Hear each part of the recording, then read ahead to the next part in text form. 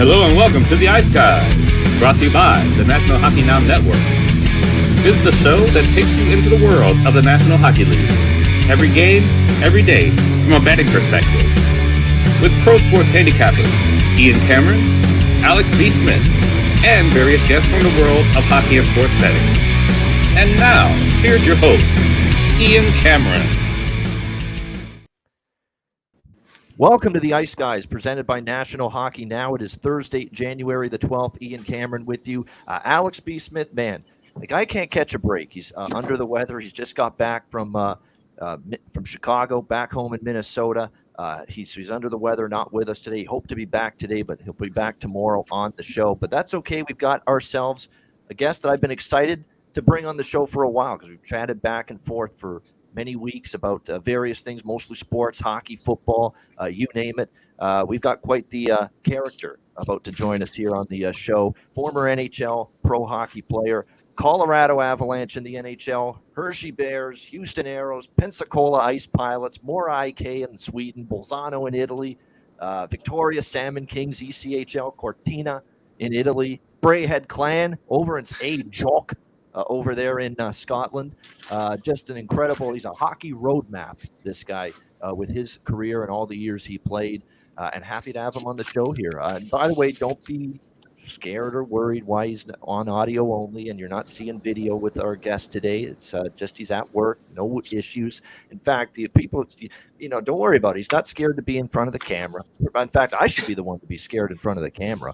I mean, my goodness, you got to look at me for 7 days, with my greased back hair. And if you like slick back hair and you like people with expanding beer guts, I'm your guy. But nevertheless, Jordan Krestanovich, our guest. Jordan, welcome to the Ice Guys. How are you? Good, Ian. How you doing, man? I'm doing good. Good to have you with us. I'm excited. And Jordan will be back with us, by the way. We're going to do another bonus video recording with Jordan in the next, whenever we can do it, another day, another time. And he'll talk more in depth about his career and other things. So we're looking forward to that for sure. But Jordan, give us, because we're tight for time, we got 12 fucking games to break down. It's going to be a huge Thursday slate. Give us the Cliff Notes version of you in your hockey playing career. Okay, buddy, I'll go fucking quick. Like you said, I've been all over. So I started playing minor hockey here in Vancouver. Got drafted by the Hitmen. Played 4 years there. Then I got drafted by the Avs in the 5th round. Turned pro when I was 20. Was up and down with Hershey in Colorado for 3 years there. Traded to Minnesota. Played for Houston. Then I went down in the East Coast. Played 2 years in Pensacola. Then I played 1 year with my bro in Victoria, and then I ended up going overseas. Like you said, I played in Bolzano, I played in the Czech, I played in Sweden, and then I played 3 years in Italy, and then I finished my fucking career in the UK. The last year I retired as a coach, GM, and fucking general manager as old Reggie Dunlop there. So I knew that my son was actually fucking born out there, but I knew that was the year that it was time to fucking hang him up. And I came back home and bought a house. And yeah, that's about it, man. Okay, so just a second here, because I see on the resume here of Jordan Krestanovich here, Braehead Clan, you're talking about what you were player. You played there. What are you talking about? You're coaching too? GM too? What are you doing all three? Dude, it was fucking it was crazy, man. The last fucking year I was coach, GM, general manager. So I was given a budget in the summertime and I had to recruit the players. So that was the general manager part of it. And the year before I played with these guys, I was the captain of the team. And honestly, dude, that year was a nightmare for me. Like I said, my son was born there, which was awesome. But it was just doing all three, having all three hats like that, man. To be honest with you, it was fucking brutal. Yeah, it's hard enough to be a coach by itself. It's hard enough to be a player by itself, a GM by itself. You're basically doing all three at the same time. Oh my gosh, no wonder you wanted to get the hell out of Dodge. Dude, essentially, and you know what? Fucking owner there, he was a fucking pain in the ass to deal with, dude. So like I was having to fire some of my buddies mid-season because they weren't performing to his standards. The money they were fucking making, it was like, yeah, dude, it was a nightmare, man. That's the year I knew that, like I said, it was fucking time to hang him up. And like I said, my son was born there, so I mean, it was just my wife and I over there at the time. So we had no help with him either. So it was just it was a tough year. But in saying that, my fucking time in Braehead in Glasgow, I absolutely loved it. Besides that last year, the 2 years before that were unreal. Absolutely loved it there. Yeah, I heard everywhere in Europe's a great place. Like you go to Italy, you can just beautiful place. France, a lot of people rave about there. Sweden, obviously the UK, Scotland. So from a tourist standpoint and just being there, in the city, in the country, there's a lot of people that have great experiences, give great reviews to being over there. So I'm not surprised. It's the work environment was horse shit. The work environment was hell, but you love the place.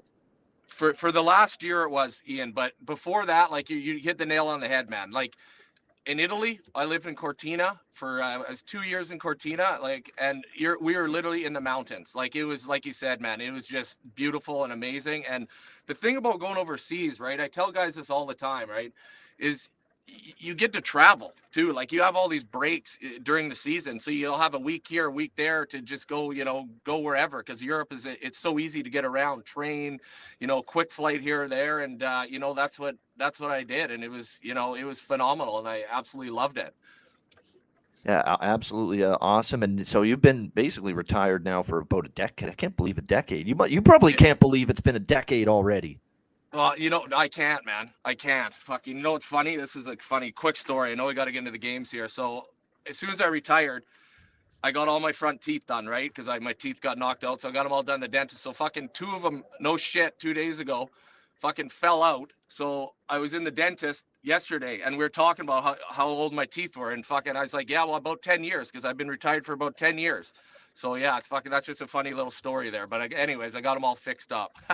That's good. Hey, that's good. My teeth, man. You want to talk to you want to preach to the choir about someone that's had issues with his fucking teeth in his life? That's me. I've been in and out of orthodontists, one after another, dentists. I've had cavities. I've had fillings. I've had freaking X-rays done on my mouth and my teeth. I mean, it's just, and I've literally paid 5 figures worth of dollars to paying for all this crap as well. Dude, and it's driven me nuts for like 30 years of my life. I mean, it's just, and I'm self-employed, man. I don't have fucking dental insurance. It's right out of pocket.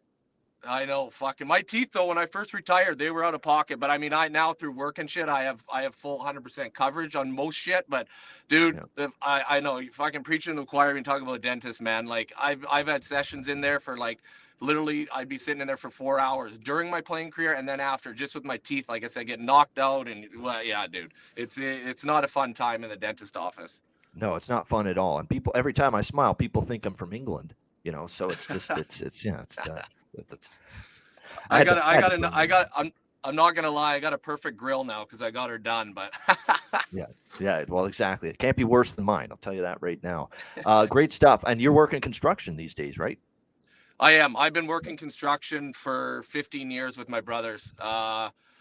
Family business, essentially. So before I retired, when I was playing overseas, I'd come back in the summertime, and I was already doing the job I'm doing now. So there's no transition period for me, which was nice, because I mean, a lot of guys when they retire, they don't know what to do. For me, it was just kind of just rolled into it and just kind of went from there. Some days are shitty in this racket, but on the overall, it's pretty good. I get to work with my bros, and we all get along. So yeah, it works out good, man. All right, that's good. Nothing but harmony in the Krestanovich family. We love to hear that. We do have our days, but on the overall, yes, we get along quite well. All right, good stuff, indeed. And again, we're going to do a lot more just talking about the life, the hockey times of Jordan in the near future for our Patreon subscribers, patreon.com/Ice Guys. Definitely looking forward to that. All right, Jordan, before we get into the NHL card, just generally, because we're January 12th, we're halfway through the NHL season. You're definitely one of those people where I don't have to have a set list of questions. I can tell. I can just say, here you go, Jordan. Let it rip. What do you think of the NHL season to this point? Teams you want to talk about, players you want to talk about, players that have disappointed or played well, teams that have disappointed or played well. What's your overall thoughts, observations of the first half of the NHL season so far? Okay, well, since I'm a fucking Vancouver boy, let's get right at it with the fucking Canucks here. I mean, Jesus. I mean, these guys, going into the season, we knew their offense was going to be good, but did we really realize their defense was going to be this bad? Like out here in Vancouver, it's fucking bad, man. Like I'm honestly, I mean, I don't think this is a possibility, but if they can get in the Bedard sweepstakes, I mean, the kid's from here too. I mean, so starting there, I mean, Vancouver has been just awful. And I mean, because of their salary cap, they haven't even made any moves. And obviously, they're going to have to do something here with Horvat, or, they're going to have to start making moves here. But starting with the Canucks, yeah, they've been a huge disappointment out here in the West Coast. And, an East Coast team, I mean, holy fuck, what about the Bruins? I mean, they're just a wagon this year. What's their record, Ian? Like, I think they're 33-4 or some shit like that. Unbelievable what the Bruins are doing. They've been the story of the NHL season, because everybody known to man, well, most people, including myself, thought this team was falling off this year because they were starting the season so freaking banged up. They didn't have Marchand. McAvoy was out. They had Grzelcyk and Carlo missed games early in the season, two of their other very key defensemen. They're 32-4-4 in 40 games this year. 4 regulation losses, 8 losses altogether. I know. Insanity. It's fucking it's incredible. You know what's a big fucking deal there too? I mean, that Cassidy, I know he's doing well, decent with Vegas there, but fucking Boston needed a new voice, and they got it with Montgomery, clearly, right? He's letting the guys play a little bit more, and it's showing.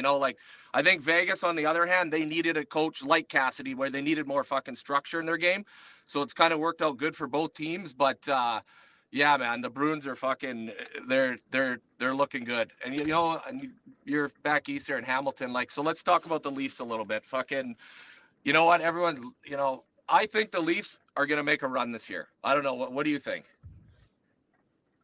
How many times have I been saying this about the Leafs? I mean, even I was starting to buy in last year with them a little bit. And Tampa Bay, last year, and I had one of these memorable rants of all time on the Ice Guys show 2 years ago about the Leafs, because I thought when they lost to Montreal, they just completely put their tail between their legs, and they were a disgrace to the Maple Leaf. That team that lost to Montreal 2 years ago. Absolute disgrace. Laid down, up 3-1 in that series, and then they got basically dominated by the Montreal Canadiens, who barely squeaked into the playoffs that season. And then in Game 7 at home, when Montreal came back, won Game 5, Game 6, they forced Game 7. You thought Toronto back home, it's time to end this shit. We're the better hockey team. Time to put our foot down and win the fucking series. They did not do that. They were lifeless in Game 7. But Montreal had a shutout going deep into the third period of that game, and I just called everybody out for that loss. Last year's loss was different. Yes, it was another first-round exit, and adding on to the misery of a team that has not won a playoff series now in 19 years. The running joke, Jordan, is they have not won a playoff series in high-definition television. This team, honestly, that's how long it's been. The Leafs remind me a lot of fucking Tampa when they could not break through. They had all the fucking talent in the world, but they just could not break through. Dude, I'm a huge Marner guy. I'm a Matthews guy. Even being out on the West Coast, to be honest, I'm a Leafs guy. I'm a guy who likes good hockey, just watching, great hockey players. And I think now the Leafs, with their better structure now this year, I don't know. I could be totally wrong. Obviously, they got to get through the fucking Bruins, but I honestly think this is the year that the Leafs are going to get by that hump in the first round. And I think once they get by that hump, I think, anything can happen. I think they can be kind of like that Tampa Bay. You remember Tampa, they just could not get over that fucking hump. And then when they did, look what they did, right? I mean, phenomenal. Yeah, all you need to do really is essentially funny stuff, Chris Otto. One of our good longtime viewers and listeners in our YouTube chat here, Chris Otto. Bet the F-bombs on today's show over the total. Yeah, very funny. That's good stuff. That's good stuff. Yeah. Really okay. good. I'll lay off the F-bombs a bit. No, that's all right. Oh, if you say what you want, I say what I want. That's the great thing about this show. And in fact, cool. It's all good. It's just funny. People are loving you, by the way. It's way more positive than negative from our loyal viewers. You know what's great about this show, Jordan, is we've basically created a nice family community environment. We know these people well that are viewers and listeners, because we do live bet casts on this show. Usually once a month, and we'll do once a week once the Super Bowl passes and a football season ends. Yeah. And we invite viewers and listeners onto the betcast. And we just sit, shoot the shit, watch the games, live betting during the games, have a couple pops, beers, whatever drinks you want, bring them on. And it's like a bar and a pub atmosphere in our betcasts. And it's a lot of fun. And a lot of our viewers and listeners too. Hey, we'll just invite them on the show, the daily show, which we're doing right now, just to help break down the betting card. And it's great. We've got a nice community thing going, and that's been one of the most, joyous things for me about doing this Ice Guys show now for 6 years. Yeah, man, fucking for sure. That sounds like it'd be a great time. Hey, getting back to the F-bomb though. Hey, I'm in construction, so the fucking F-bomb is like every second word for me at work. That's true. That's true. Yeah, I know exactly, because that was a friend of mine. Actually, it was funny. I was meeting a friend of mine many years ago, and he was doing construction work, and he was actually on the job at the time. And yeah, you could hear it just back and forth. Fuck. Yeah, it was just, you can absolutely tell. It's all good here on this show. All right. We've got to get into this card, because we will be on this show until midnight tonight if we don't get into these games starting right now. So we will begin, Jordan, with Seattle and Boston on this loaded 12-game Thursday card. We've got Boston minus 240, home favorites, 6 the total here in this game. We just talked about how the Bruins have been absolutely spectacular this season. And you know what I'm impressed with about the Bruins is you look at that last road trip that they just completed out there in California, 3-game California sweep over the Kings, the Sharks, and the Ducks. They had beaten Pittsburgh in the Winter Classic 2-1. You just lose Jake DeBrusk to injury, who had actually been one of your better forwards outside of the big three, Bergeron, Marchand, and Pasternak this year. He had been having a terrific bounce-back season. Remember all those rumblings? Jake DeBrusk wasn't happy. Boston wasn't happy with him. He wasn't happy with them. He didn't have a great season. They're thinking of trading him. Sure enough, they keep him around. He has a better second half of the season last year, and he's carried it over into this year. Then he gets injured. You think, that's a big loss. How are they going to handle it? They go out west. They take care of business. They sweep California. There's just no let up, no let down. There's been opportunities for them to be in a bad scheduling spot, and it seems like they don't fall victim to it ever. If there's ever a spot where you say, gosh, we should consider betting against Boston here, to me it's tonight, because they're off that road trip. Seattle's playing some of their best hockey of the season. They've been rolling on this road trip, 6 straight wins for the Kraken. Their offense can't be stopped. They've scored 4, 5, 5, 8, 4, and 4. So basically 4+ goals for the Kraken in each game during this 6-game win streak. This is definitely not a Boston spot. It's not. You're coming off a road trip. You know what that's like from playing days. It's not easy when you're coming home off a road trip. There's distractions. There's jet lag. There's attending to the family matters on the home front. All kinds of shit that has to happen when you come back home from a long road trip. So that's not in Boston's favor yet. Do you know how many times I've said, here's a spot to bet against Boston, bad spot, tricky spot. Oh, they suffered an injury. Maybe they're not going to play well tonight, and they still overcome it and they win. It's happened time and time and time again. That being said here, I'm going to sprinkle a little bit on Seattle, first period and full game money line, just a little bit. I mean, you can't go crazy with the bet amounts when you're fading the best team in the NHL that's shown no signs of letting up. But the fact remains, this is a tricky little spot coming back from the West Coast. Seattle is playing some great hockey. The first period money line here in this game is just too good of a price. I mean, you're getting a Seattle team that's rolling at plus 155 in the first period and upwards of plus 190 for the full game money line. Last year, these teams played twice, 1-goal games, both of them. So I'm going to roll the dice here a little bit with the Kraken, lean over the total as well in this game, total currently at 6. All right, Jordan, here you go. First game to break down on the card. What do you think? Seattle, Boston. Yeah, buddy. You know what? I was looking at this one. You hit the nail on the head. I would put, like you said, not a lot, but a little bit on the Kraken being the underdog in this one, right? I mean, you could get a decent payback on that game for sure. But like you say, I mean, fucking Bruins, like, I mean, they're, like you say, 4 losses all year. But yeah, if there's ever a time to bet against them, this would be a good game. I fully agree with you on this one. If I was betting this game before money line, I would take the Kraken. Like you said, not a huge bet, just put a little on them. But I think, like you say, Seattle's been fucking playing really, really good. So I think that could be a good bet there with the Kraken. Yeah, just because of the price too. I mean, it's plus 200. Exactly. Exactly. The price is the big selling point there, obviously, for sure. Like, in my football, I like to bet the plus on the money lines, right? Yep. Just, this guy is a live betting savant, my friend. I mean, I can't believe it. I couldn't believe it when he's starting to text me these live NFL bets that he's taken, and like, sure as shit, the first 7 or 8 in a row that he sent to me all won. I mean, it's just unbelievable that you've lost a couple since then. You cooled off a little bit, but still, you're profitable. You're up. The fucking Packers, dude, killed me. I bet fucking twice on them in the same game on money line at like a 210 and a 240 or whatever, and they lose to the Lions. Like really? But yeah. Anyways, I've been pretty successful doing the betting in-game money line. It's been working out pretty good for football. Anyways, I rarely bet hockey, a little bit here and there. Yeah, a little bit with the live betting to be honest, hockey's a great live betting sport because you can I know always get those. You've been telling me that, Ian. I know I got to get into it. Like I hammered the Avs there a couple of weeks back at like a 6 or whatever money line. I think I put like 50 or $75 or some shit like that on it. But it was still a good payout, right? Exactly. And then the Avs fell short of a comeback the other night against Florida, but even that was a great example of they were down, 4-1, I believe, at one point in that hockey game, and they came back and they made it interesting and they almost won that game. So, and you could have gotten, a huge price with them when they were down 4-1. So no doubt about it. Yes, Packers fan is Jordan. That is true. People in the chat now just wondering, oh, he's a Packers fan. Yes, he is. Yeah, so wasn't very happy Sunday night. Not at all. That game was embarrassing. That was embarrassing by the Packers. Absolutely fucking embarrassing.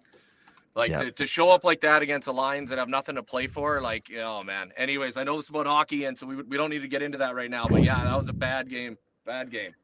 The bad game. Well, the thing is, there's blame all around there. Rodgers didn't play great. The defense didn't get stops when they needed it. So, and it's tough. They put themselves in position to make the playoffs. It's all they need to do is win that damn last game against the Lions, and they don't. So that's fucking man.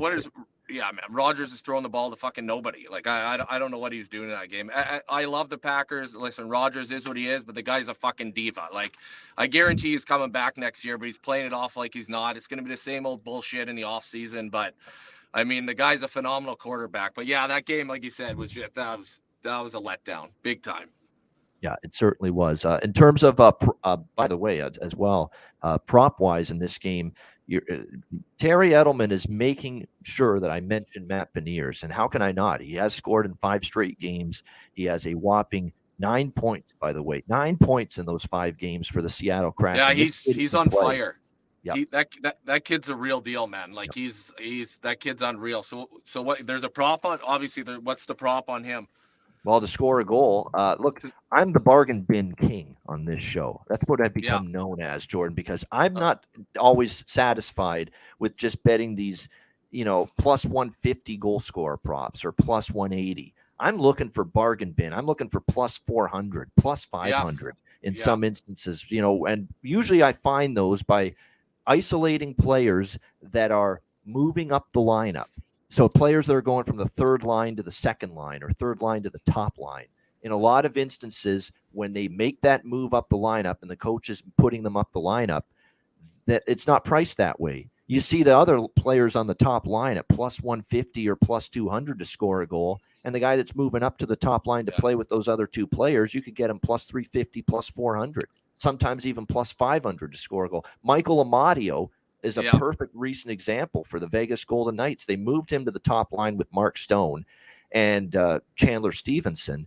And Stevenson and Stone were like plus 200 or so to score goals. Amadio for several games in a row was plus 400 to plus 500. And he was on that same top line. They don't price it that way. They don't make the adjustment when these players, with the pricing, the odds makers, when players move up the lineup. So it is a great situation to take advantage of. You don't get the price with, what's funny about Matty Beniers, actually? I'm shocked by that. I can't believe this.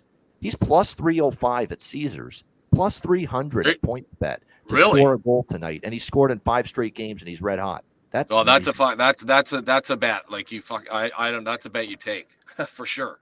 I'm shocked it's that much. You know what it is? You know what it is, Jordan? It's because they're playing the Bruins. The Bruins can be pretty good defensively. It's not always easy to score against Boston. I think that's part of it, but I'm shocked it's that high for a guy sorry to cut you off, but like you say, you fucking at a plus 300, like exactly. You don't have to put that much money on it, but I mean, that's a fucking good bet. Yeah, it is. I mean, for 5 straight games with a goal, for 9 points in the last 5 games, no question about it. Even Daniel Sprong, that's Sprong. 3 goals and 3 points for him in the last 3 games as well. And this is a guy that plays down the lineup for Seattle.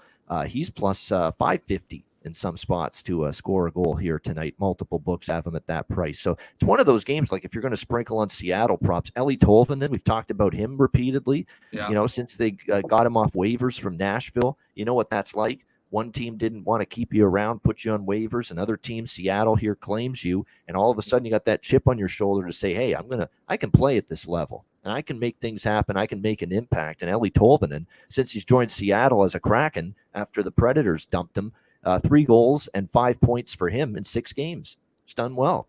Yeah, that Tolvanen pickup, I that was a great pickup. I mean, he's a former first-round pick, right? The thing about sports, I mean, exactly, hockey especially, a lot of guys, they just need a change of scenery. They need a coach to give them an opportunity, and that's what Hacksahl's given them in Seattle. And Sprong, like you say, he's had a good year all year, like you said, a third, fourth line kind of guy, but he's putting up points too, like you say. So I mean, either one of those guys for a prop bet for sure. But that Tolvanen, for sure, a change of scenery is helping him. I mean, like I said, former first round pick. I was surprised that Nashville let him go. I was surprised. Yeah, I was. Look, wasn't going well for him there this season. I kind of get it, but last year he had 23 points for them. Now last year too, I mean, 75 games, 23 points. I think they expected more from him, considering obviously the high-end prospect that he was considered being.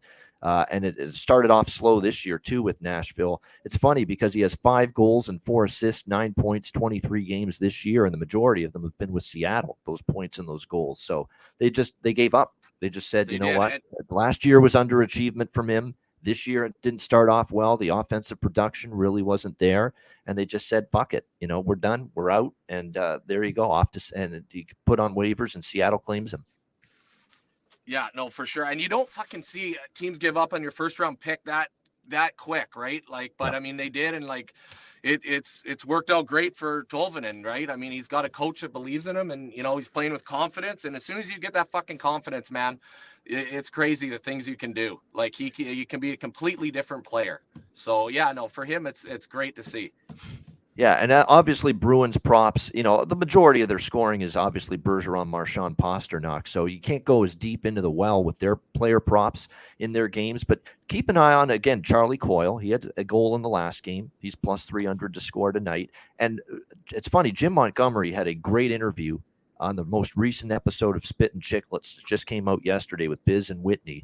And the interview was great, talking about, everything he's battled through to become a head coach again and the great start for the Bruins. And he talked about Trent Frederick and how he's gotten his game back together. And this guy gives you a little bit of everything, some offense, physicality, forechecking, score goals for you, drop the gloves as well every now and then, become a nice little utility player for the Boston Bruins. And Montgomery on the interview was talking about how he was having a bad training camp, but said, I change a few things, work even harder, and he has suddenly had a nice season so far for the Bruins and responded positively to some adversity in training camp. And he's got 9 goals, 8 assists, 17 points.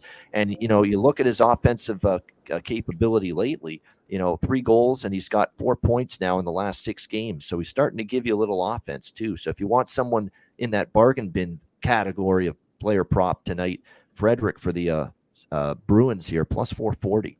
In some books to score a goal. So it's a good prop game here because there's some value on both sides. Yeah, wow. I don't know a lot about that player, Ian, actually. I haven't really followed him too much on the Bruins, but the Montgomery, that's a great story there. That's a great comeback story with all the shit that he had to go through, and then to come back and be this successful. That's awesome to see for him. Absolutely it is, and we'll see if he can lead the Bruins to another victory, but I think this is a tricky spot, and like I said, we like Seattle a little bit here. Yeah, Una Koppinen, plus 590 in his Bruins debut. It's potential he could find the back of that. I usually like to bet that angle, player making his debut, but he's on the fourth line tonight. How's he doing in the A? Obviously pretty good in the A. Yeah, Una Koppinen is the guy's name. He's making his NHL debut tonight. I'm trying to find out what he is. In the 5 goals, 14 assists in 34 games in the AHL. He's more of a playmaker. So 19 points, 34 games. So he's more of a pass first kind of guy. Exactly.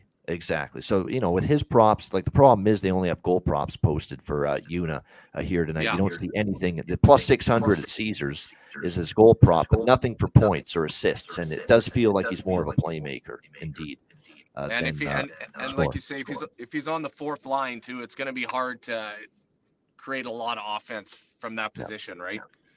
Definitely. And by the way, it's Daily Faceoff is and RotoWire are two of the best sites for lineups and line combinations if you want to know exactly what they are each day. Left Wing Lock does a good job as well. All right, next up, Winnipeg and Buffalo. We've got Winnipeg minus 130, road favorites, 6.5 being the total in this game. The Jets, not obviously pleased with the way they played against the Detroit Red Wings the other night. I said I was worried about that spot a little bit for the Jets. They'll be looking to bounce back tonight in Buffalo.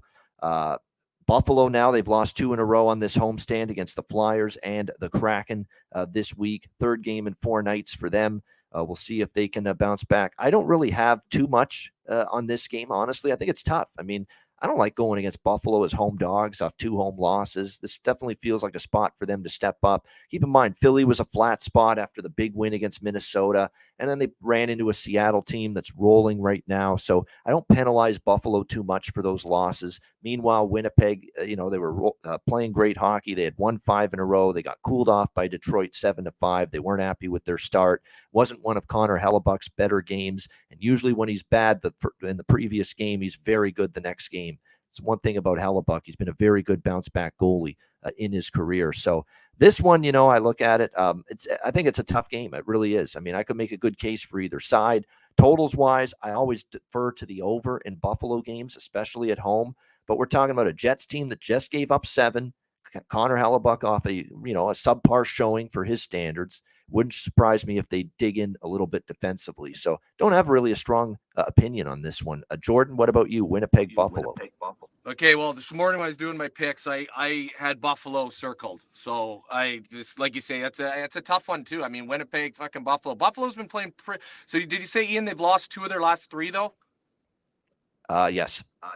Yeah, but they've been playing some pretty good hockey, and that Tage Thompson, fuck man, that guy, what he's doing is insane. A funny story about him, actually, I played with his old man in Hershey, Brent Thompson, for 2 years. He's just an unreal dude, great guy, like really a real great leader. When I was a 20-year-old, turning pro, he was just an awesome dude to me. But like this, and I remember his kids running around. We got, like they'd come on the ice, and fucking now to see this Tage Thompson, this monster of a guy, and to see what he's doing, man, in Buffalo is just fucking, it's just incredible, and it's great to see. So I mean, like I said, I got Buffalo circled here, but that's just me. Yeah, you know what? To be honest with you, I don't hate that. Buffalo is a home underdog. Ukko-Pekka Luukkonen is going to be in net, by the way, for the Sabres in this game tonight for them. And he's obviously a goaltender that has played well lately. 6 straight wins for UPL in net. Now, look, they've scored a lot for him. There's been some games they've won where he's given up 4 or 5. Keep that in mind. But the fact is, they want to see what they've got in him. They think there's potential there to be maybe the future number 1 goaltender for the Buffalo Sabres for many years to come. And this guy has definitely improved this season. And no doubt, Ukko-Pekka Luukkonen, someone to keep an eye on. So he's won 6 straight starts coming into this game tonight against the Winnipeg Jets. We'll see if he can keep that run going. Yeah, for sure. Like I said, I circled the Sabres. I just kind of I like the makeup of their team, and their team on the come up. And like I was alluding to Tage Thompson. Like I said, I knew that kid was a little guy. I just remember him running around, but to see what he's doing is just is awesome. But like you say, that's another tough game. Jets Sabres. It's a pretty even matchup. You know what that tells you? That you played with Tage Thompson's dad, Brent Thompson. We're getting fucking old. That's what it tells me. Fuck. Oh yeah, fuck, man. I can't believe it. I'm 41 now. I literally 20 years ago I played with the Avs, or turned pro 21 years ago. Yeah, I know, man. Fuck, I think every day it's like, holy shit, man. It's crazy. Crazy indeed. All right, next up, as we continue along here on this Thursday card, we got Carolina and Columbus. Carolina minus 340, road favorites in this game, and the total right now sitting at 6.5 across the board.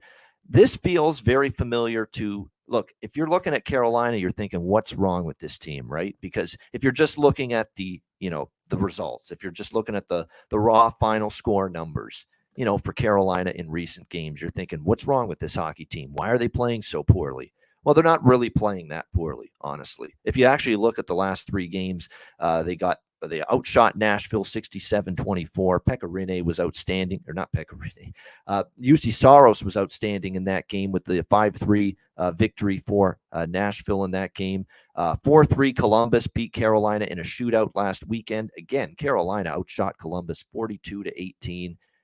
Carried the play toward the Blue Jackets, and unfortunately the puck was just not going in for them. And then even against New Jersey, they had the slight edge in shots, 28-22. And again, they find a way to lose 5-3 to the New Jersey Devils. So it's one of those recent losing streaks where, and there's been a bunch of teams that have had these. A lot of Calgary's losing streaks have been like this, where the team is losing, but they're playing better than you would think during those games. There's no question about that. So this to me is going to be the kind of game where I'm going to go to the well with something that worked for me the other night against Columbus as well, with the Tampa Bay Lightning, where Tampa Bay was not happy. They were off a couple of losses in a row, Minnesota and Winnipeg. John Cooper sounded off about the lack of discipline the Lightning showed in the loss against the Jets, and Tampa Bay was ready to go. They came out buzzing. They had the early 2-0 lead against Columbus, and they never looked back. They won 6-3. I liked Tampa first period puck line in that game. Tampa Bay alternative puck line as well. -2.5 at a plus price. And that's basically the way I'm going to probably approach this game, tonight with Carolina and Columbus. Now, it is Jonas Korpisalo in net, who's at least been a little bit better in net for the Jackets than Elvis Merzlikins has been lately for them. But nevertheless, it's a Columbus team that's beaten up to shit on the blue line. They've got tons of injuries there. That's concerning. No question about that. And it's going to be tough for them, I still think, to keep the puck out of the net at times with this blue line banged up. Korpisalo, like I said, has been a little bit better than Elvis Merzlikins, but it's still, I think, a tough spot here. I think Carolina probably a good chance to snap this losing streak, bounce back. And like I said, this feels like the spot I took Tampa in against Columbus the other night. And so you can get Carolina here -0.5, +110 in the first period puck line. And you could go with a -1.5 or -2.5 at +150 with Carolina as well on the alternative puck line. I think that's the way I'm going to go about this one, because and plus Carolina just lost to this team Saturday, and now they got to go there again. I think they get their redemption here tonight. Jordan, what do you think with Carolina and Columbus? I'm with you, 100% with you. I'm taking Carolina all the way in that game. What's Columbus's record right now, Ian? Right now, let me just see. It is 12. It's not good. It's 12-28. Yeah, and Carolina. So Carolina's been on a little skid, but yeah, no, you hit it. There's no 100%. I'm going Carolina for sure in that game. Yeah, Carolina, and like I say, if you're going to get value out of this, don't lay -340. I would never recommend ever laying -340. Go with -0.5, +110 first period puck line. That means Carolina leads after the first 20 minutes. You cash a ticket. And also the -2.5, the alternative puck line to win by 3 or more goals at +150. Yeah. I think those are both good options here. By the way, Freddie Anderson, who was forgotten man, right? Because it's been Antti Raanta and the young kid who's played well, right? Pyotr Kochetkov. They've been the goalies for Carolina for the last several weeks. Suddenly, Freddie Anderson is knocking on the door of a return, and there's whispers it might be tonight. He's been activated from the injured reserve list, hasn't played since November the 6th. 5-3 with a 2.72 goals against, .891 save percentage in 8 games this year. They've got 3 goaltenders now on the roster, so they've got decisions to be made. And there is a chance Freddie Anderson could be making his return tonight for the Hurricanes in this game. His first start since early November. Hasn't been confirmed yet, but definitely something that you want to keep an eye on before a puck drop. Freddie Anderson, man, it's just been a dreadful stretch for him, Jordan, with injuries. This groin of his, it's always a fucking problem. Him and his old buddy who also played with the Leafs, Mrazek, man, these two guys, their groins are being held together with duct tape and glue, at this stage of their careers right now. It's always one groin injury after another, and they can't stay healthy. And then when they are on the ice, their play has been kind of up and down lately. Freddie Anderson and Peter Mrazek, they're like mirror images of each other with just these groin injuries. They can't stay away from them. No, I know. Yeah, I know. Fucking both those goalies, man. Freddie Anderson, that's a little concerning, to be honest, if he's playing tonight. Fucking, like you say, these are two guys that, with these kind of injury problems, could be out of the league pretty soon. But Freddie Anderson, who knows? He could hit lightning in a bottle tonight and he's ready to go, but it's actually a little concerning Yeah, no shit it is. I am worried. I'm like someone that really loves this spot for Carolina, and taking them against Columbus like I did with Tampa Bay the other night, -0.5, -2.5, and that both of those cashed in for me the other night. It's just, I want to go back to the well with that tonight, but Freddie Anderson, if he's confirmed as the starting goaltender for Carolina, that bothers me a little bit. So again, we'll wait and see, but I'm definitely still eyeing those two bets, the Hurricanes first period puck line and the alt puck line -2.5 as well. All right, Vancouver, Tampa Bay. We've got Tampa -260, home favorites, 6.5 the total in this game. I'll tell you what, this Canucks team, man, 3-0 lead, all right, in the first 10 minutes against Pittsburgh the other night. And it sure is to shit. It's basically the very next 10 minutes, the lead's fucking gone, and it's tied 3-3. 10 minutes is all it took for them to piss that lead away. And, of course, they end up losing again to the Pittsburgh Penguins in that game, 5-4. They've now given up 12 goals in the last 2 games combined. It doesn't matter whether it's Spencer Martin in net. Doesn't matter whether it's Colin Delia. You're breaking my heart. It doesn't matter who's in net right now for the Vancouver Canucks, because this blue line is just totally inept in terms of puck prevention, in terms of goal prevention, in terms of structure, in terms of positioning. Does anybody lay someone out on the ice or clear the front of the net? Did they win those battles, those stick battles, those positioning battles right in front of your goalie? Do the Canuck defensemen ever win those games? I mean, and by the way, here's some big news. They're finally maybe fed up with his play and decline. And it's not just a decline. His play's gone off a cliff. As Don Cherry calls him, Oliver Lawson Tossum. What has happened to his game? Oliver Ekman-Larsson here for the Vancouver Canucks has been dreadful. Not anywhere close to the defenseman he was in his Arizona Coyotes days. To me, I'm going to not overthink it. I mean, you had a couple of games to show some defensive upside. You couldn't get the job done. I'll go with probably a Lightning team total over 4 in this game at around +100, -110.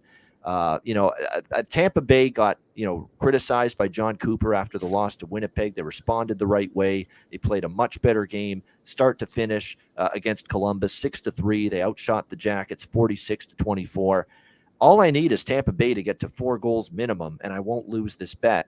And if Tampa Bay is going to fire 46 shots on goal tonight, like they did against Columbus, and they do that tonight against this Vancouver team, it's hard to envision the Canucks not giving up at least 4 goals tonight to this Lightning team. So that's the bet I'm eyeing for better value, not the -260. I'll never lay that on the money line, but probably a Tampa Bay team total over 4 for me in this one. Jordan, what do you think? Canucks and Lightning.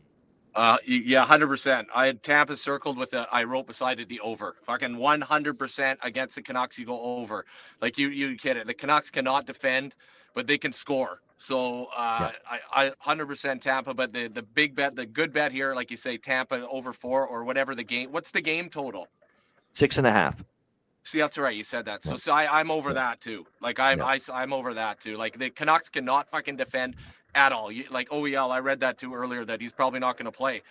Like what a trade by Benning. Like holy man, now like how bad does that look right now? Like fucking Garland, OEL, like all this the cap room they're taking up, man. It's just it's a nightmare here in Vancouver with these trades that Benning made, and so it's man. Like you say, I'm Tampa and over in this game for sure. Canucks are a fucking mess right now. I think I probably will bet over 6.5 as well, because I look at it. Like the last game between these two teams was in Vancouver. It was last season in March. It was 2-1. But other than that, the games in Tampa Bay in particular, 4-2 Tampa, 9-2 Tampa, 5-2 Tampa. We've seen a lot of overs with these teams in Tampa. 5-1. There was actually a 5-1 Vancouver win in Tampa a few years ago, 2016. But they've been trending over, 7-2 to the over in the last 9 head-to-head meetings between the Lightning and the Canucks. So I probably will add that over 6.5. That's a good idea as well by MDR24. We have to start thinking this way with these bigger favorites. Like if we're going to try to back, favorites of -200 or -300 in the NHL, and there's going to be a lot more of them. Trust me, you're going to see a lot more of these as we get later in the season and the haves and the have-nots separate themselves even further. You've got to try to find different ways, creative ways to bet these teams because no one wants to lay minus 300. So what you do is you look at a team total over at like a minus 120 or minus 130. You could go with a puck line in the first period at like a plus price, or a minus 1.5 puck line at a better price. Or we could go with the combo bet like MDR24 in our chat says, Tampa Bay money line and over 5.5 goals at plus 100. Where you actually get a good value with that. So that's the tricky part, Jordan, at this time of year is you either have to bet the underdog pregame, or if you're going to bet these big favorites, you don't want to lay that huge money line price. No one should want to lay that huge money line price. You got to find creative, different ways to try to bet that team. 100%, because like you said, you got a minus like that, it's not worth it. You're not making enough money off it, right? So in a game like this, I honestly think Tampa is going to score 6 or 7 goals tonight. I mean, I think they're going to cover the spread on their own. So like you say, yeah, in a game like this when they're favored by so much, like betting an over is a good bet. So yeah, like I'm all over that. I mean, I've watched these Canucks and just like it, I do think Tampa's going to at least put a 6 spot up tonight. I truly do. So we'll see how it goes, but those are my thoughts. Hard not to think they will with just what we've seen from the Canucks defensively, obviously all season long. Just to announce, if you missed yesterday's show, I did announce the next betcast is going to be Tuesday, January the 24th. That's going to be our Tuesday live betcast. So it's a couple Tuesdays away, not next Tuesday, but the following Tuesday, January 24th, starting at 7 p.m. Eastern time. And it's a really good NHL slate that night. There's a lot of really good games. I think one of them is Washington and Colorado. So Ovi and his goal chase taking on the Avalanche. So there's a bunch of good games that night. So Tuesday, January 24th, 7 p.m. Eastern, the next Ice Guys live betcast. All right, Toronto, Detroit. We've got the Leafs minus 145, road favorite, 6 the total. We'll try to pick up the pace because I want to be done within 90 minutes. We're not going to go longer than that. So we'll pick up the pace here. We've got Toronto, Detroit. Toronto, back-to-back for them, so it is a rest advantage for the Red Wings. It was a great goaltending battle. I don't want to hear this nonsense that it was a boring game, and people just assume 2-1 it's a boring hockey game. That was a really good game. It was good intensity. The goaltending from Matt Murray and UC Saros last night was terrific. I enjoyed that game. The only thing I would have enjoyed more was Nashville winning because I fucking had them on the plus price on the as an underdog, and they fell short. They lost 2-1. It was the only loss I had in the NHL. Last night. It was a very good night overall, but that was the one loss was Nashville. They fell short 2-1 against Toronto last night, but give the Leafs credit. That's their 3rd win in a row. And Jordan was alluding earlier in the show to the fact that he's buying in a little bit to the Leafs. And it's because they showed you last night they could win those kind of games that are tight checking, that are, not as wide open as some Leaf games are. And they showed you they can win those games, but it's sometimes a tease, or they have failed to bring that kind of same game in April, when the playoffs have begun. So that's the challenge ahead of Toronto. Bottle up the kind of game you played last night against Nashville and bring it to the ice, on a more regular basis, and especially at playoff time for a change, instead of, just going home and shitting the bed, in the playoffs like they normally do. But nevertheless, 3 straight wins for the Leafs, playing well, and they've owned Detroit. So Detroit got off the schneid with a huge win against Winnipeg. Detroit's very capable of winning this game because they can lose to any team. They can win to any team. That's the kind of beat any team. That's the kind of season they've had. They had a 3-game losing streak snapped against Winnipeg with that big 7-5 win. Can they get the momentum going from that? Potentially, but Toronto's beat them 9 straight times. They've completely owned this series. I like over the total in this game. I could see after Toronto was in a low-scoring affair last night, it gets a little more up and down. Detroit had trouble scoring goals during the losing streak, but they exploded for 7 in the win against the Jets the other night, and they got Tyler Bertuzzi back as well recently, which definitely helps them offensively. Husso in net for the Red Wings. We expect Ilya Samsonov to be in net for the Leafs tonight after Murray was in last night. Austin Matthews didn't play last night. Might return tonight. He's a game-time decision for the Leafs, so keep an eye on that. But nothing on the side.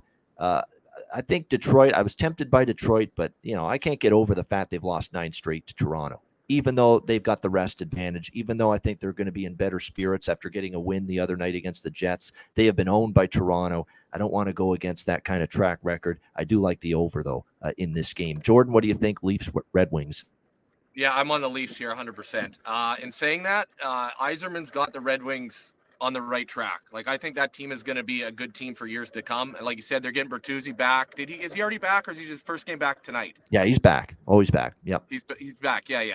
Anyways, but no, I like the Leafs here. But the Red Wings are on the right track. Like, this could be, I think it's going to be a close game here. But I'm taking the Leafs. Like I said, like we were talking earlier, I honestly believe the Leafs this year are going to get over the hump. I think it's going to come down to their fucking goaltending with the split between Samsonov and Murray. But I like the Leafs in this game, and I like the Leafs this year in the fucking playoffs too. I think they're going to get over the hump in April. I truly do. I think they've got the right team, right structure put together now. They can win the tight games, but in the end, fucking goaltending is be crucial for them. It's crucial, and the defending is going to have to be on point because they've shown they can do it at times. I mean, they really have. Yeah. They've shown they could play solid defending, and then it's funny because they were decimated on the blue line at one time with no Morgan Riley, no TJ Brody. Yeah. Muzzin is still out, but they had all three of them out at the same time, and they played some of their best defense of the season when all three of those guys were out. And then they got Brody back, they got Riley back, and then suddenly all of a sudden they were giving up goals again and struggling in their own end. And now, of course, Brody's on IR; he's out again for the Leafs. So they've shown that even with guys out of the lineup on the blue line, cogs on the blue line, they could defend when they want to. They could play solid in their own end. It's just about doing it consistently. That's what they've got to show. And obviously at playoff time, they got to show they can do it as well. That's the key for Toronto for sure moving forward. All right, Dallas Stars, New York Rangers. We've got the New York Rangers minus 120 home favorites, 5.5 total. Oh, going back to Toronto, Detroit quickly on props. Jonathan Berggren's the undervalued prop guy for Detroit. He scored against Winnipeg. He's starting to get more ice time up the lineup. Jonathan Berggren for Detroit's a good player prop. The Leafs, I think you can go in a bunch of different directions. Engvall's up the lineup now. We've talked about our guy. I'm going back to Callie Yarncroke. He's been absolutely good lately for the Toronto Maple Leafs as well. Worth a look. So it's a good prop game in that regard with those players I just mentioned. Stars Rangers now. Good game here. You've got two teams playing pretty well. Rangers beat the Wild in a shootout in their last game. That was a pretty entertaining hockey game. Back and forth it went. Dallas beat the Islanders in a shootout 2-1. This game, to me, when I look at it, it wouldn't surprise me. I mean, Alex is the draw king on the show. He loves betting the regulation draw, Jordan, where basically betting the game to go to overtime. And you can get plus 340, plus 350, those type of prices on it. This does feel like an overtime game potentially here with the Stars and the Rangers. I think it'll be a pretty close one between these two teams. When you look at it, I like over 5.5, honestly, in this game, just because of where the number is. And based on what we've seen from the Rangers lately, where, offensively, they've come to life and they've actually gone over the total for their last 5 games. I mentioned liking the over. 5.5 it was, 6 in some spots with the Rangers and Minnesota Wild game the other night. It went over the total.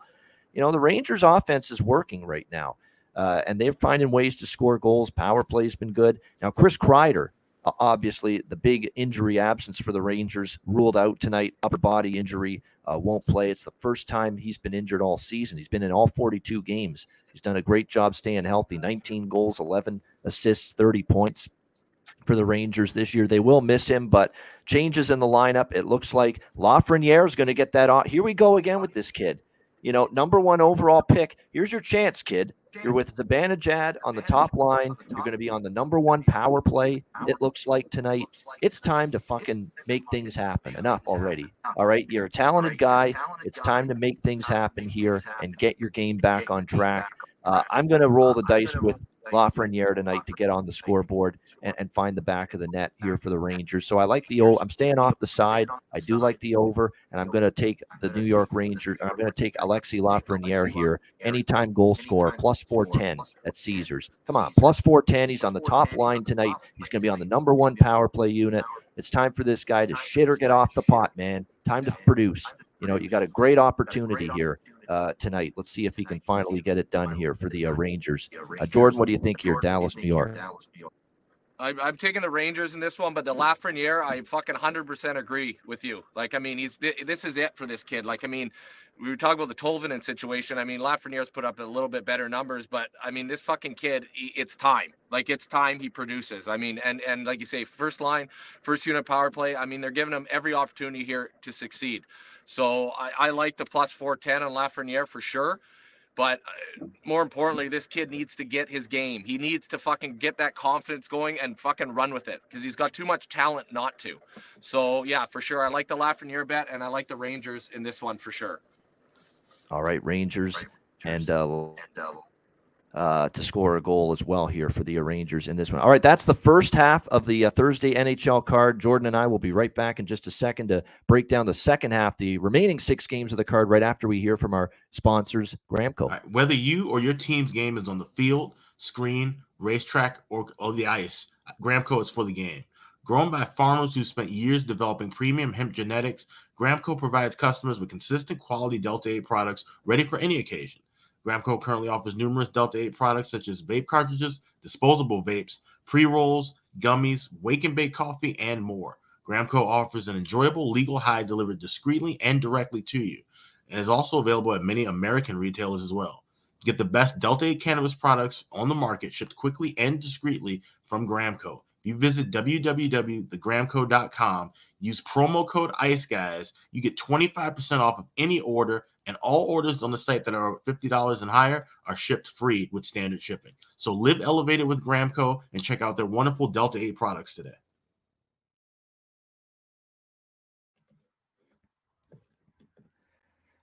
All right, we are back here on the Ice Guys show, and we move on now. Nashville and Montreal. We've got Nashville minus 170, road favorites, 6.5 the total in this game.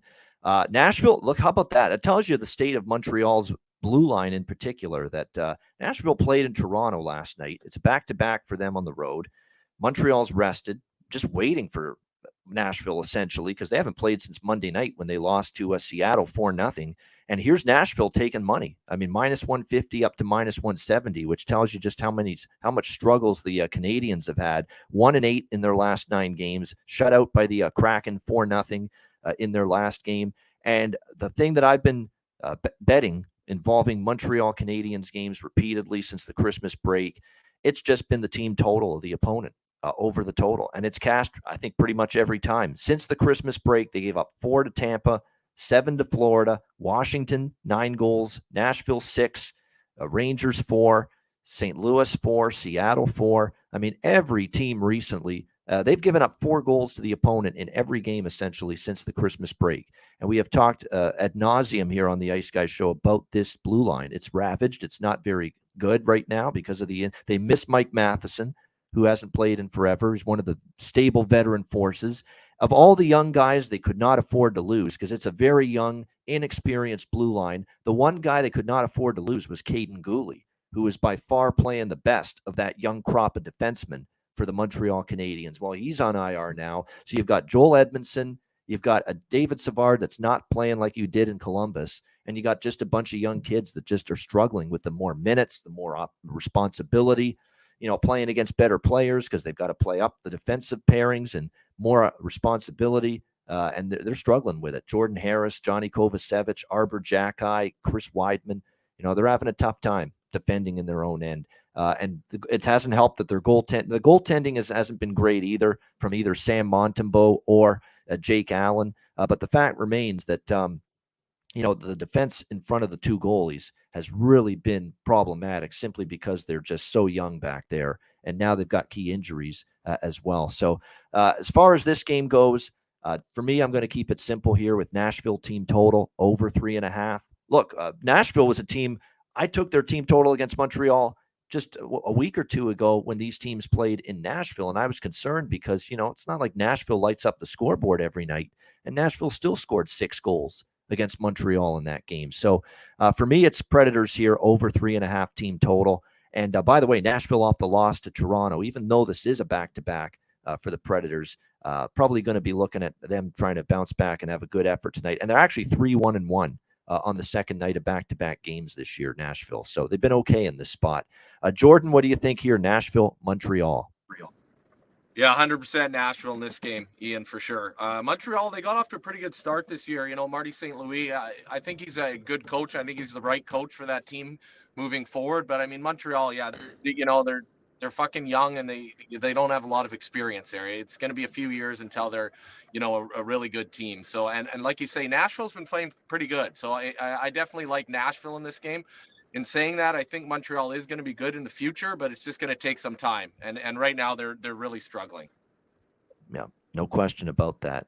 They have definitely had some issues. And by the way, too, with like I'm just looking back, it is true. Every team since the Christmas break against Montreal, every opponent has scored at least 4 goals, and that's all you need from Nashville tonight. Over 3.5 with the team total. So if it ain't broke, don't fix it. I mean, you cashed every time. With the opponent team total against Montreal since the Christmas break. I have, so I'm going right back to that same thought process here tonight. All right, Minnesota Wild, New York Islanders. Minnesota minus 115 road favorites, 5.5 the total in this game. I'm on Minnesota here. Bounce back spot against the Rangers. It was one of those games where Minnesota was actually leading 3-2. Rangers tied it. Rangers won in a shootout. 3 straight losses now for the Wild. 3 straight losses for the Islanders as well. But I think Minnesota is just a little bit better, to be honest with you, than the New York Islanders. And I think they'll find a way to bounce back here in this game. It also is worth noting here, Minnesota beat the Islanders 4-3 last year when they went to the island and played this Islanders team. So I think a good situation for them to get back in the win column. Ilya Sorokin, Philip Gustafsson, by the way, confirmed to be the goaltenders in this game. I'm telling you what, too, when it comes to the Islanders, they miss Adam Pelech dearly. Adam Pelech is probably, at this stage, when you look at this blue line, the best defenseman they have. And him missing for, the last month, has really hurt this team quite a bit. He's just such an important cog back there, in my opinion. So, this is just one of those where, you would expect both teams to show a sense of urgency here tonight. But to me, you're in a price range where if you just pick the team you think has a little bit more upside long-term, that's the team you go with. And to me, that's Minnesota. Here in this one. So I like the Wild a little bit here, minus 115 in this game. And I believe Alex B. Smith does, because Alex sent me his card with 3 plays on it for this slate, because he is under the weather. He'll hopefully be back tomorrow. One of those plays for him is Minnesota money line here as well. What do you think here, Jordan? Minnesota, New York Islanders. Yeah, I'm on Minnesota here too, Ian. I think Minnesota. I think this is gonna be a good game though. A lot of the games fucking tonight are gonna be good. I mean, there's gonna be a lot of close games tonight besides the Canucks. I agree with Minnesota. I think Minnesota's gonna win tonight, but I think this is a fucking game that could go to overtime. That's just my thoughts, but I think this could be a tight game. Minnesota, New York. I think this is gonna be a tight one. All right, good stuff. You're not a Canuck fan, right? So you have you're okay with just ripping them anytime you want, right? Yeah, 100%. Am I muted, Ian, right now? No, you're good. Oh, there you go. Sorry about that. No, I'm not. Listen, I think I told you earlier, I'm a good fan of good hockey teams. Like when it comes to football, I'm a fucking Packers fan through and through, no matter what. I don't cheer for any other fucking team. But when it comes to hockey, I just like to watch good hockey. Like, I mean, I watched World Juniors with both my boys. And I mean, that hockey was just fucking incredible. Like, I enjoy just watching good hockey. So in saying that, if the Canucks were good, I'd like them. but they suck, so you hate them. I'm a fucking bandwagon jumper when it comes to hockey. I'll fully admit it. That's just who I am when it comes to sports. Green Bay Packers are my sports team, and that's it when it comes to sports. But for sure, I mean, I don't mind bashing the Canucks when they're fucking not good, and they are not good right now. So yeah, they've had a tough year, and I don't think it's going to get any better. Yeah, I probably would agree with that right now. They've struggled to get on any sort of traction, any sort of run, and I don't know if that's going to change anytime soon. All right, Calgary, St. Louis here. We've got 4 games left. Calgary minus 170, road favorite, 6 the total in this game. Calgary Flames, another example the other night of just they're in control. They're playing the way you want them to play. They're up 3-1, and then just all of a sudden, they give up just a couple of chances and they're in the net. It seems like every little mistake that they don't give up a lot, but what they give up ends up the other team scores off those chances. And all of a sudden a 3-1 lead turns into 3-3. And the next thing you know, they lose 4-3 in overtime to the Blues. We played the Daryl Sutter audio following that game. Again, frustrated, saying that turnovers, and not saying his goalie wasn't great. He's been definitely frustrated the last couple of games a little bit. I mean, but now they get a chance to at redemption, but it's like, okay, you had a chance to show me you could beat this just depleted, ravaged, beaten up to shit St. Louis Blues team the other night, and you coughed up a 3-1 lead, and you lost 4-3. Why should I trust you tonight, to be able to get the job done? So that's the problem. I mean, Calgary at some point, you've got to see results. You've got to see these great stats that they have, that they are top 10 in expected goals for and against, that they're also in that category in terms of high danger chances for and against. I mean, all the statistics point to them being a better hockey team than their current record shows, and yet it's not showing in the results. And that's the frustrating part. There's always teams like this where their statistical profile is better than their overall record, and it makes no sense. But the fact remains, the statistical profile isn't going to win you a bet. Okay, betting the statistical profile is not going to win you a bet. At some point, you've got to put wins on the board.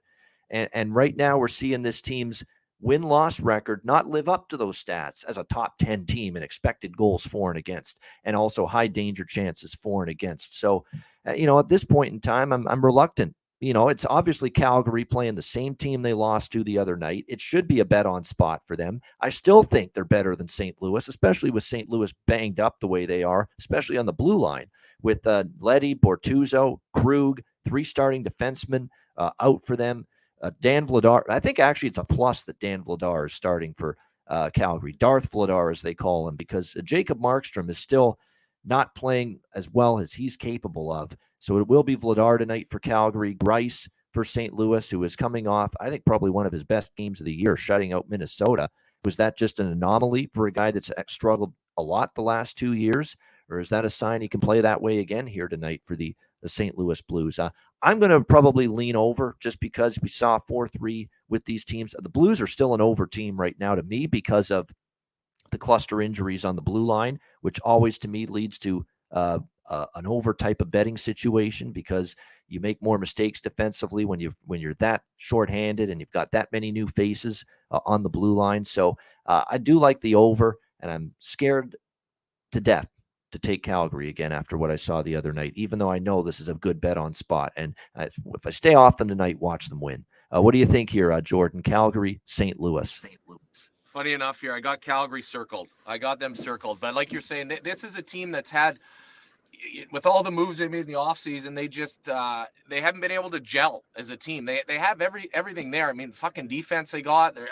They should be doing a lot better than they're doing. I think that Calgary's a team, though, that if they can get to the playoffs, that they can make some noise.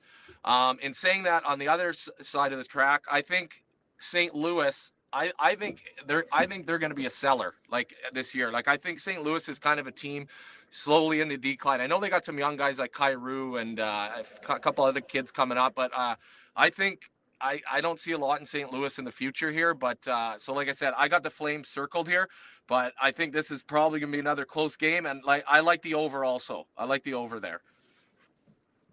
All right, there we go. Jordan liking the over as well with Calgary and St. Louis. All right, we've got Colorado, Chicago.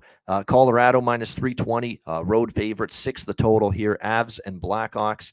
As far as Colorado goes, that frustrated me beyond belief. And I don't usually get too agitated with the way a game's going, but for Colorado, after getting that big win against Edmonton, where they came back, they snapped the losing streak, for them to come out and have that bad of a first period, it was frustrating. You're supposed to, have positive momentum coming from that win, which snapped your losing streak against the Oilers, and they had a bad first period, and they paid the price for it. They eventually got going, and they eventually, tied it up in the third period, but you don't always get rewarded for digging yourself a hole like that early in a hockey game. And sure enough, Colorado ends up falling short in the comeback bid 5-4 against the Florida Panthers on Tuesday night. So back in the loss column for them, 1-6 in their last 7 games. They'll look to bounce back here against a Chicago team that suddenly won 2 games in a row here on home ice. They beat Arizona and Calgary in back-to-back home games. But before we get too excited, let's pump the brakes a little bit on this Chicago win streak. First of all, the goalie in net for those 2 victories for Chicago was Alex Stalock. And Alex Stalock is out tonight for the Chicago Blackhawks due to an illness. So he will not start. And in goes the ineffective Peter Mrazek. And that's what he is That's what he's been this season. He's been ineffective. Can't stop a beach ball. Like I said, the groin's being held together with duct tape and glue. It's amazing he can even play right now with the groin injuries that just endless for this guy. I mean, he has just had a dismal, dismal season. 2-10 is his record this year as a starting goalie for the Blackhawks. 4.19 goals against average, .878 save percentage for Mrazek in this game. Not good whatsoever. I like Colorado first period puck line here in this one, -0.5, +115. I think that's worth a look. The full game puck line might even be a look here as well. I mean, to me, this is just Colorado respond. Patrick Kane, by the way, still out for Chicago. He has been dreadful this year. Get back on track, play 60 minutes, something they did not do against Florida because they didn't have a good start. I expect them to have a much better start tonight. Jared Bednar was actually talking after the loss to Florida. Can't play that way in the first 20 minutes and expect to win. So I really, really like the first period puck line here. -0.5, +115 with Colorado. I'd even maybe go a step further and with that full game puck line, -1.5, -125. Team total for Colorado, that's a little juicy in terms of the price, -160 for Avs team total over 3.5, but definitely I would say that that's probably worth a look as well because I think Colorado bounces back here tonight against a Chicago team that, look, they've got a goaltender that has been dreadful for them all season long. What do you think here, Jordan? Colorado and Chicago? Yeah, I'm fucking on the Avs here, 100% on the Avs. But hey, stop bashing my boy Patty Kane. Fuck. He's my boy. He's my favorite player, Patty Kane. Yeah, he's having a tough year, but where do you think he's going to go? I think he could go to Colorado or possibly Rangers. Rangers, Colorado, even Buffalo could get him, but I don't know if Buffalo's going to be buyers this year. Well, just because that's his hometown, yeah, Buffalo. Yeah. But yeah, I mean, Patty Kane's having a tough year, but he's got to get out of Chicago. But the only thing is, if he stays in Chicago and they get Bedard, I mean, who knows? But yeah, anyways, I'm on the Avs here for sure. All right, Avs for sure for Jordan as well. And like I said, I think the team total's worth a look. The first period puck line is my favorite look because I expect the first 20 minutes to be strong from the Avs when it was not very good the other night against Florida. And we know long term for the season, Chicago first periods have not been good, especially on home ice. They've been a little bit better lately, but again, Arizona, Calgary's up and down, and they had Stalock in net, who has at least played decent for the Blackhawks. Prop-wise in this game, JT Compher. I'm coming straight out of Compher. Crazy motherfucker named JT. JT Compher for this Avs team has been absolutely terrific. Scored again the other night against Florida. He's undervalued. You could bet McKinnon, Rantanen and the big guns, but Compher's definitely been where it's at for the Colorado Avalanche lately. And as far as Chicago props, look, I think Colorado's going to win the game and score a bunch of goals, but doesn't mean I can't bet some Chicago props. And to me, I'm zoning in on the two guys that have been moving up the lineup here the last couple games, Lukas Reichel and Philip Kurashev. A chance to show some opportunity here on the top line. Kurashev got a goal against Calgary with that opportunity. Lukas Reichel for the Chicago Blackhawks had a sensational game against Calgary. 1 goal, 2 assists, and 3 points. So, like I say, I like Colorado in this game. Doesn't mean I can't bet Chicago props. And I think Lukas Reichel and Philip Kurashev are definitely good options if you're going to look at player props here tonight for the Blackhawks in this game. All right, we got 2 games left. Ottawa, Arizona. Ottawa -150. Road favorites, the total 6.5 across the board. Last game. Now, I've been betting Arizona at home repeatedly lately. And for the most part, it's been good. It's been a little more hit or miss lately. I split with the first period and the full game money line on Arizona on Tuesday night against San Jose. They had a 2-1 lead after the first period, but they ended up losing that game by a score of 4-2. I'm coming right back to those same 2 bets here tonight, though. Arizona first period money line and Arizona full game money line, because we have seen a few recent examples of them actually starting strong at home and not winning the game at home. Whereas before they were starting strong and they were finishing off those games and still winning. They're not doing that necessarily as much lately, but I'm going back to the well here with the Coyotes. First period, full game money line. I don't trust Ottawa on the road, quite honestly. 2 straight losses for them, 8-4 to Seattle. They got dummied by the Kraken, shut out by the Nashville Predators after that, 3-0. They have a 7-11 road record this year. The Ottawa Senators, 4 games below 500. That's not going to get the job done. In fact, Arizona, believe it or not, they have won 4 straight hosting Ottawa. Arizona is 4-0 in their last 4 home games head-to-head against the Ottawa Senators, winning those games 8-5, 5-2, 5-1, and 2-1. I like the over here as well, but I like the side even more. I'm going to do another Coyotes first period full game money line split here at Mullet Arena. They've still played pretty good hockey for the most part at home. Not, again, the last couple they've lost against San Jose and Pittsburgh at home, but if you go back further, we know what they did on home ice. They beat Toronto, they beat Colorado, they beat the Islanders. Hey, there's not many teams that have beaten the Boston Bruins this season. Arizona was one of those teams that beat the Boston Bruins here in this building at Mullet Arena earlier this year. So I do think this team plays better on home ice, and I do think you'll see it once again here tonight against Ottawa. Jordan, what do you think? Senators, Coyotes? I got the Sens circled here in this one. I didn't realize how good their record was at home and playing in that college barn. So, I mean, it sounded how you're talking there. It sounds like the Coyotes probably are a good bet. I mean, like I said, I did this morning, just circled the teams I thought were going to win. But it sounds like Arizona's playing quite well in their, like I said, that college barn there. But I got the Sens circled here. And I think they still – I think the Sens are going to win this one. Hey, there's nothing wrong with that. Going a little head-to-head from time to time. Nothing wrong with that. Ottawa probably roster-wise, not probably. They are the better roster top to bottom is Ottawa, but they've just not played up to snuff this year. Not obviously played up to the level we were hoping they would, considering all the moves they made, bringing in Claude Giroux in the offseason, Alex DeBrincat in the offseason. We thought the blue line would be better this year. It hasn't always been that way. Cam Talbot's been up and down, and he was brought in to be the number 1 goalie. So it's just not all come together here for the Ottawa Senators this year. There's definitely been a decent level of disappointment this year from the Ottawa Senators and the way they've performed so far. All right, final game of this massive Thursday card, Florida Panthers, Vegas Golden Knights. We've got Vegas minus 120, home favorites, 6.5 being the total in this game. Florida Panthers, I've been very, very critical of them lately, not playing great hockey. The Panthers, and the wins were coming against, weak sisters of the poor, if you will. They beat Montreal, an AHL blue line, 7-2. They beat Arizona 5-3 at home. They beat Detroit, who was struggling at the time, 3-2. But I will give the Panthers credit against Colorado in Denver. They came out strong, got a big 3-0 lead. And yeah, Colorado came back, tied it in the third. But at the end of the day, they got the late power play opportunity. They cashed in with it, and they got a 5-4 win against the Avalanche. Can they sustain that, though? That is the question here as they go to Vegas to take on the Golden Knights, who have not played, by the way, since last week on Saturday when they lost 5-1 to the LA Kings. I was stunned by that. Not so much that they lost, but they lost 5-1 to the LA Kings, especially in a game where, they got Jonathan Marchessault back from injury in the loss to the LA Kings, and yet still they got pummeled by LA in that game. So not a good performance. And now they basically had 3 or 4 days to basically stew about that performance as well.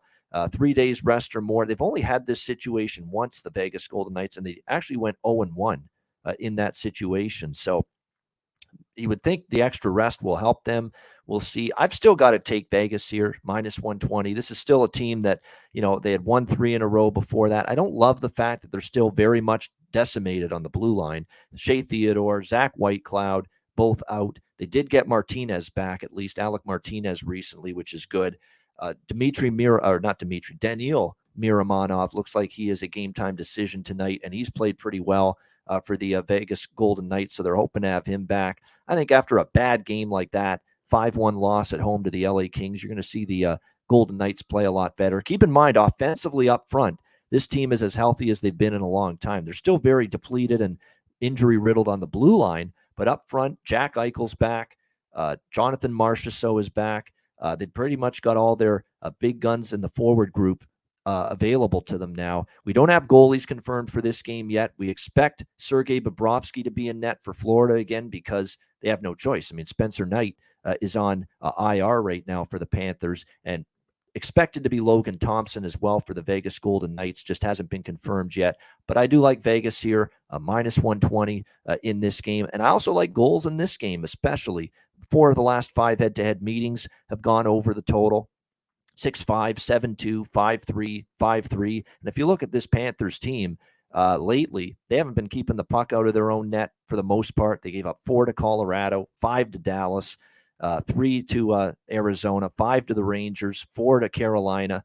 They've given up goals, but they've also scored some goals as well in many of their games since the Christmas break. So series history points over. Florida's recent form kind of points to the over as well. So I would expect goals tonight between the Panthers and the Golden Knights. Jordan, finale of this Thursday card. What do you think? Florida, Vegas. Yeah, man, I'm with you. I have Vegas in the over for sure. For sure in this game, Vegas in the over. I think there's going to be a lot of goals scored in this game here. All right, good stuff. Is there a game you like the under? It's a very good question, Real Deal Prime, because I do bet more overs than unders. It's because I never win unders. It's not that I hate unders. It's just that for the longest time in every sport, I was just not winning betting unders. And I said, that's enough of that. If I were to pick one game that I think would stay under tonight, like if one that I definitely don't like the over in, it would probably be Carolina-Columbus, because I could see Carolina winning 4-1. I honestly could, although Freddie Anderson's a scary thought if he's in net. I could see Minnesota and the Islanders staying under. That's one. Even Colorado-Chicago could stay under, because I could see 4-1 or 5-1 Colorado. But every other game, I think, has got a reasonable chance to be higher scoring tonight. So I figured I'd answer that question. So the Wild and Islanders, to me, would probably be the most likely under tonight if I had to pick one. But there you go. Great stuff. Jordan, your debut on the Ice Guys. I never imagined it would be 12 games for your first show, but how do you think you did? I think I did all right. I mean, obviously a lot of games, but no, it was a lot of fun, Ian, for sure. It was a lot of fun. But we agreed on a lot of these games too. So, but I think that, like we're talking, I think there's going to be some good games tonight for sure. Yeah, no doubt. And if you like Jordan, as you can tell, entertaining, full of energy, just like me. That's why this was hopefully a good show for everyone watching and listening. We're going to have more Jordan Krestanovich in a later day and a later time. He's going to join us to talk more about his playing days, other topics, more general hockey, discussion as well for our bonus video content that we'll be doing for the Patreon page. So we're looking forward to doing that in the near future. All right, Jordan, best bets coming up to wrap up the show in just a second. But before we get to that, we'll hear from our other great sponsors, Manscaped. Support for the Ice Guys is brought to you by Manscaped, our good friends at Manscaped, who are the best in men's below-the-waist grooming. Their products are precision-engineered tools for your family jewels. Manscaped's Performance Package, the ultimate men's hygiene bundle. Join over 7 million men worldwide who trust Manscaped with this exclusive offer for you, courtesy of the Ice Guys. Get 20% off of any purchase and free worldwide shipping with the promo code Ice Guys. That's promo code Ice Guys, all one word, ICEGUYS at manscaped.com. If my math is correct, that's about 400 million balls that you can help preserve with manscaped.com using the promo code Ice Guys. You get the Performance Package 4.0. It is a game changer. The Lawnmower 4.0. It takes care of this, among other things. It'll keep you trim as can be. The Lawnmower 4.0, waterproof. Same thing with the Weed Whacker, which takes care of your ear hair, nose hair. I mean, nose hair in particular. I'm getting up there in age, and nose hair is becoming definitely more of an issue. This will take care of it. It feels like someone's tickling the inside of your nostrils sometimes. It pisses the hell out of me. It bothers me. I need to take care of that shit. This will take care of it for you. The Weed Whacker. Makes part of the package that you get with your Manscaped purchase and the Manscaped Performance Package 4.0. You also get the ball toner. You also get the ball deodorant, keep you smelling good and looking good and feeling good down in the nether regions. This package is really going to make you feel good and look good and look better. Slim, trim, that's what it's all about. And manscaped.com can help you out with that. So make sure you take advantage of this. Manscaped.com. Get 20% off and free shipping with the promo code IceGuys at manscaped.com. That's 20% off with free shipping at manscaped.com, and use the promo code IceGuys. Unlock your confidence and always use the right tools for the job with Manscaped.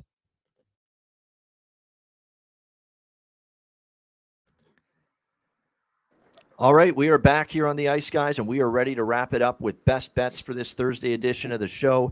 Jordan Krestanovich, a terrific job in his first appearance on the show. Jordan, first Ice Guys best bet. Make it count. All right, buddy. I'm going back here to my old hometown Canucks. I believe that Tampa's going to win, and that game's going over 100%. All right, that'd be my best bet. I like the confidence as well. You know what we'll do? We'll give you that Tampa Bay and over 5.5 combo bet for better price, better value. Let's go with that for Jordan. Tampa Bay and over 5.5 in that game against the Vancouver Canucks. So it's Tampa Bay and over 5.5 at plus 100, even money.